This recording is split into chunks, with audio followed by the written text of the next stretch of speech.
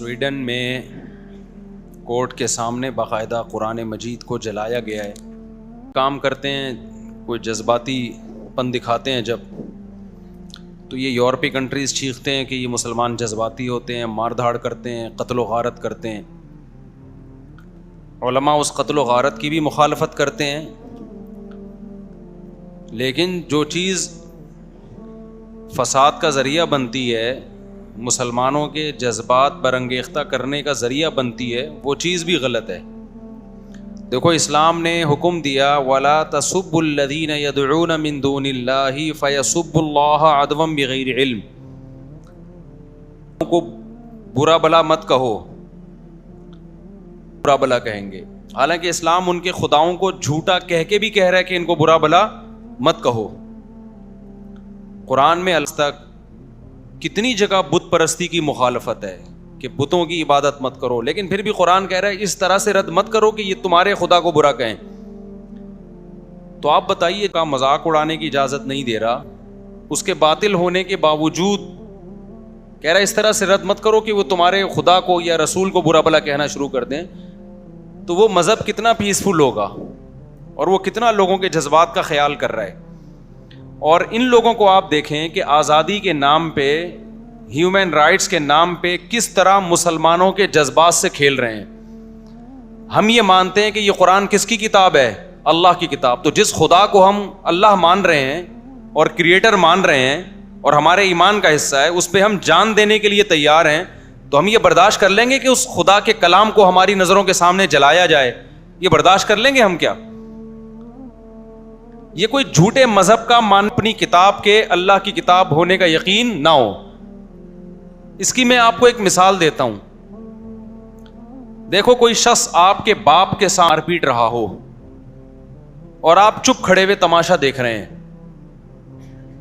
تو لوگ کیا کہیں گے؟ یا تو یہ آدمی بالکل نہیں اس میں, یا یہ کنفیوژن میں ہے کہ یہ اس کا باپ ہے بھی یا نہیں ہے.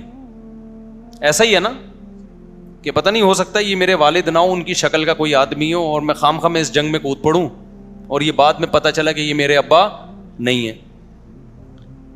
ہم اگر کنفیوژن میں ہوتے ہیں نا کہ یہ کتاب قرآن اللہ کی, ہمارے جذبات مشتعل نہ ہوتے کہ میرے بھائی ہمیں چڑھتے سورج کی طرح اہل اسلام کو, اہل ایمان کو یقین ہے کہ یہ کلام کس کا کلام ہے؟ اللہ کا. اور محمد صلی اللہ علیہ وسلم کس کے پیغمبر ہیں؟ اللہ کے. اور یہ دلائل کی دنیا میں ہم اس کے قائل ہیں, کیونکہ ہم نے تو اسلام میں پیدا ہوئے ہیں, ہم نے تو اسلام کو اپنی آنکھوں سے دیکھا ہے. یورپین کو کیا پتا اسلام کیا ہے؟ وہ تو پیدا عیسائیت میں ہوئے, کوئی ہندو گھر میں پیدا ہوا, کوئی ایتھیسٹ کے ہاں پیدا ہوا. ہم تو پیدا کس میں ہوئے ہیں؟ اسلام میں. ہم نے تو اسلام کا حسن اپنی آنکھوں سے دیکھا ہے. ہم نے فجر کی نماز دیکھی, ہم نے ظہر کی نماز دیکھی, ہم نے عصر دیکھی, ہم نے مغرب دیکھی, ہم نے عشاء دیکھی, ہم نے رمضان دیکھا, ہم نے حج دیکھا, ہم نے زکوٰۃ دیکھی, ہم نے صلہ رحمی دیکھی اسلام میں. یہ تمام باتوں کا ہمیں کون حکم دیتا ہے؟ قرآن. تو قرآن کی صداقت, لا تقربوا مال الیتیم, یتیم کے مال کے قریب بھی مت پھٹکو, یہ 1400 سال پہلے کون کہہ رہا ہے؟ قرآن کہہ رہا ہے. لا ترثوا النساء, لا یحل لکم ان ترثوا النساء کرہا, اے ایمان والو تم عورت کے مال زبردستی نہیں کھا سکتے. یہ ویمن رائٹس 1400 سال پہلے کون بیان کر رہا ہے؟ قرآن بیان کر رہا ہے. انما الخمر والمیسر والانصاب والازلام, جوا اور شراب حرام ہے, ہم جوا نہیں کھیلتے, ہم شراب نہیں پیتے. یہ کون کہہ رہا ہے؟ یہ قرآن کہہ رہا ہے. ہم زنا نہیں کرتے. کیا زنا مشکل کام ہے اس زمانے میں؟ بتاؤ, کتنا آسان ہو گیا. میجورٹی مسلمانوں کی زنا نہیں کرتی, وہ نکاح کرتی ہے, پوری زندگی بیوی سے وفا کرتی ہے. یہ کس کے کہنے پہ ہو رہا ہے؟ تو جو مسلمان قرآن کے کہنے پر اتنے بڑے بڑے کام کر رہا ہے, تو کیا وہ کنفیوز ہوگا کہ یہ پتہ نہیں اللہ کا کلام ہے بھی یا نہیں؟ اگر وہ کنفیوژن کا شکار ہوتا تو اتنی قربانی دیتا.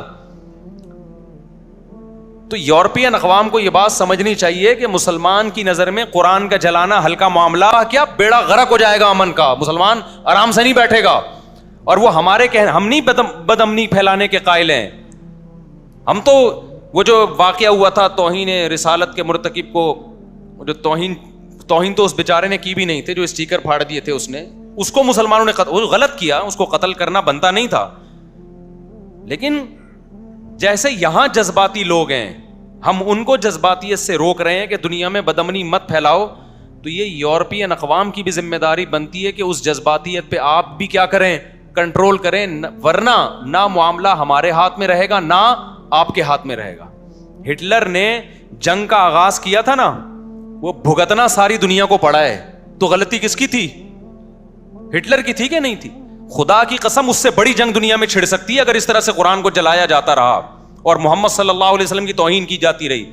اور اس جنگ کے ہم ذمہ دار نہیں ہیں. ہم تھوڑی کہتے ہیں لوگوں سے کہ لڑو اور اس طرح قتل ہو, ہم تو کہتے ہیں بھائی لیگل راستہ اختیار کرو, قانونی راستہ اختیار کرو.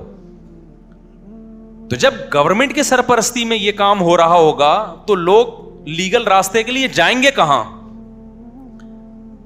جائیں گے لوگ لیگل راستے کے لیے؟ لوگ پھر ہماری بات سنیں گے کہ امن سے رہو اور پرامن احتجاج؟ لوگ کہاں سنیں گے؟ تو ہم تو ابھی بھی کہتے ہیں بھائی پرامن احتجاج کرو آپ, لیکن آپ بھی وہ کام کرو کہ دنیا میں امن خراب نہ ہو. مسلمان کسی قیمت پہ بھی پیغمبر کی توہین, قرآن کی توہین برداشت نہیں کر سکتے. ناممکن ہے. یورپین اقوام کو یہ بات سمجھ میں نہیں آ رہی ہے, وہ ٹرائی کر کے دیکھ رہے ہیں کہ ان کو ہوتا کیا ہے. آپ کھیلیں نہیں بھائی ہمارے جذبات سے. ہم کب کہتے ہیں کہ آپ قرآن پہ ایمان لے کر آؤ؟ ہم کب کہتے ہیں کہ آپ محمد صلی اللہ علیہ وسلم کو اللہ کا پیغمبر سمجھو؟ لا اکراہ فی الدین. اسلام کہتا ہے دین میں زبردستی نہیں ہے. لیکن آپ کو ہم قرآن جلانے نہیں دیں گے, محمد صلی اللہ علیہ وسلم کی توہین کرنے نہیں دیں گے. آپ محمد صلی اللہ علیہ وسلم سے اختلاف بھی کر سکتے ہو, آپ کے مشن پہ اختلاف کرو, جیسے کہ ہمیشہ سے غیر مسلم اعتراض کرتے رہے ہیں. اعتراض کرنا الگ چیز ہے, توہین کسی قیمت پہ مسلمان برداشت نہیں کر سکتا. اب اس کا حل کیا ہے؟ تو پہلا حل تو یہ ہے کہ آپ جس حد تک ممکن ہو سوشل میڈیا پہ اپنا احتجاج ریکارڈ کروائیں. اس احتجاج کا بڑا اثر پڑتا ہے دنیا پہ. وہ جب دیکھتے ہیں نا کہ سارے چپ کر کے خاموش بیٹھے ہوئے ہیں تو وہ سمجھتے ہیں کہ مسلمانوں میں غیرت آہستہ آہستہ کیا ہو رہی ہے؟ ختم. جس حد تک بھرپور آپ احتجاج ریکارڈ کروا سکتے ہیں آپ ریکارڈ کروائیں. نمبر 2, جتنا پرامن احتجاج ہو سکتا ہے کریں. میں پرامن اس لیے کہہ رہا ہوں کہ ہمارے یہاں بعض جذباتی لوگ کہتے ہیں کہ مولوی صاحب یہ پرامن سے قابو میں آنے والے نہیں ہیں. دیکھو اگر آپ بدامنی پھیلاؤ گے نا, اس کے سائیڈ افیکٹ زیادہ ہیں. کچھ فائدے تو ہیں لیکن سائیڈ افیکٹ کیا ہیں؟ زیادہ. اس سے ہوگا کیا؟ غیر مسلم لوگ کہتے ہیں کہ تم جب جذباتی ہو, تم لوگ جب یہ کچھ کر رہے ہو تو ہم پھر اگلا اسٹیپ اس سے بھی بڑا کریں گے. پھر وہ اگلا اسٹیپ اس سے بھی زیادہ خطرناک ہوتا ہے. تو باز نہیں آتا کوئی ان چیزوں سے. تو آپ احتجاج کریں پرامن, لیکن اس کا جو اس کام کو جو صحیح معنی میں کنٹرول کر سکتے ہیں نا, وہ مسلم حکمران کر سکتے ہیں. ماضی میں عمران خان نے, سابق وزیر اعظم نے آواز اٹھائی تھی, اس سے زیادہ پرزور آواز ہمارے وزیر اعظم صاحب کو چاہیے کہ وہ اس پہ اٹھائیں.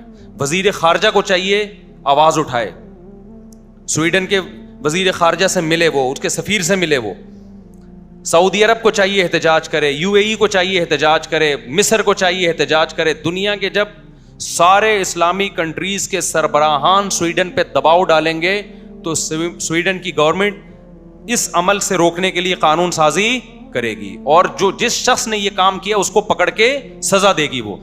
اس سے مسلمانوں کے جذبات ٹھنڈے ہوں گے. تو آپ پر بھی لازم ہے کہ آپ اپنے حکمرانوں پہ دباؤ ڈالیں, کیونکہ حکومتی لیول پہ جو کام کیا جاتا ہے وہ آرگنائزڈ ہوتا ہے, وہ تمیز سے کام ہوتا ہے اور اس کا اثر زیادہ ہوتا ہے. عوام جب اپنے طور پہ توڑ پھوڑ, مار دھار, قتل و غارت شروع کرتی ہے, اس کے فائدے کم ہوتے ہیں, سائیڈ افیکٹ اس کے بہت خطرناک ہوتے ہیں, بہت گھناؤنے نتائج ہوتے ہیں اس کے. تو اس لیے اپنے حکمرانوں پہ بھی سوشل میڈیا پہ دباؤ ڈالیں کہ بھائی آپ آواز کیوں نہیں اٹھا رہے. ہمارے سفیر کو چاہیے آواز اٹھائے, سویڈن کے سفیر سے ملے, دباؤ ڈالا جائے, یونائٹڈ نیشن میں اس مسئلے کو اٹھایا جائے کہ ہماری نظر میں یہ مسئلہ ہلکا نہیں ہے. دیکھیں پوری دنیا میں چند اصول ایسے ہیں جن کو ساری دنیا مانتی ہے. یونائٹڈ نیشن مانتی ہے ان قوانین کو, یعنی بناتی ہے اس کے لیے, ان اصولوں کے لیے قوانین. وہ کیا ہے کہ دنیا میں بدامنی اور نقض امن کوئی بھی برداشت نہیں کرتا کسی کے. دیکھو یوٹیوب کی پالیسی ہے, ہم جب قربانی کے جانور ذبح کرتے ہیں آپ ولاگ بنائیں, لیکن جانور ذبح کرتے ہوئے آپ یوٹیوب پہ نہیں ڈال سکتے. کیوں؟ وہ کہتے ہیں بھائی غیر مسلم کو یہ عمل پسند, وہ جانور کو تڑپتا نہیں دیکھ سکتے, خون نکل رہا ہے. ٹھیک ہے ان کی پالیسی ہے بھائی. تو ہم بھی کہتے ہیں یار اگر آپ کو پسند نہیں ہے تو ہم اس لا کو کیا کریں گے, کیونکہ یہ قربانی تو ہمارا گھر کا مسئلہ ہے نا. ہم پوری دنیا کو تھوڑی دکھائیں گے اس کے بھائی ہم جانور ذبح کر رہے ہیں, ان کو تکلیف ہو رہی ہے تو ہم نہیں دکھائیں گے آپ کو. ایک جگہ سارے غیر مسلم بیٹھے ہوئے ہیں, آپ اونچی آواز سے اذان دے رہے ہیں اور وہ کہتے ہیں ہمیں نہیں سننی, تو شریعت بھی کیا کہتی ہے؟ بھائی انہوں نے تھوڑی نماز پڑھنی ہے, نماز تو آپ نے پڑھنی ہے نا, تو آپ مسلمانوں کے لیے اذان دیں, ان کو پسند نہیں ہے تو آپ کیا کریں گے؟ خاموشی اختیار کریں گے آپ, یا آہستہ آواز میں اذان دیں گے آپ؟ تو جب آپ کا اپنا کنٹری ہے, آپ کا اپنا ملک ہے, تو ٹھیک ہے, پھر آپ جیسے چاہیں چلیں, لیکن جب دوسرے کا ملک ہے, دوسرے کا کنٹری ہے, تو آپ کو اس کے لا کو فالو کرنا پڑے گا.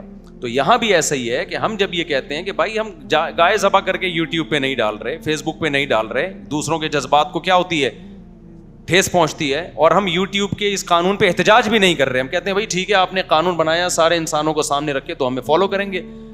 تو جب اتنے سے جذبات کو ٹھیس پہنچانے کی اجازت نہیں ہے کہ جی اس کو گائے ذبح ہوتا پسند نہیں ہے, تو آپ 1 ارب مسلمانوں کے, 1 ارب سے زیادہ مسلمانوں کے جذبات گائے ذبح ہونے سے کسی غیر مسلم کو اتنی ڈپریشن نہیں ہوگی.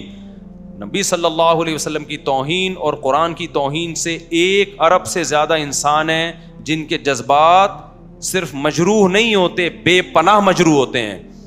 تو یہ چیز دنیا میں نقض امن کا, بد امنی کا سبب ہے. یہ ایسی چیز ہے جس کو غیر مسلم بھی مانے گا اگر اس میں عقل ہوگی. تو سویڈن کی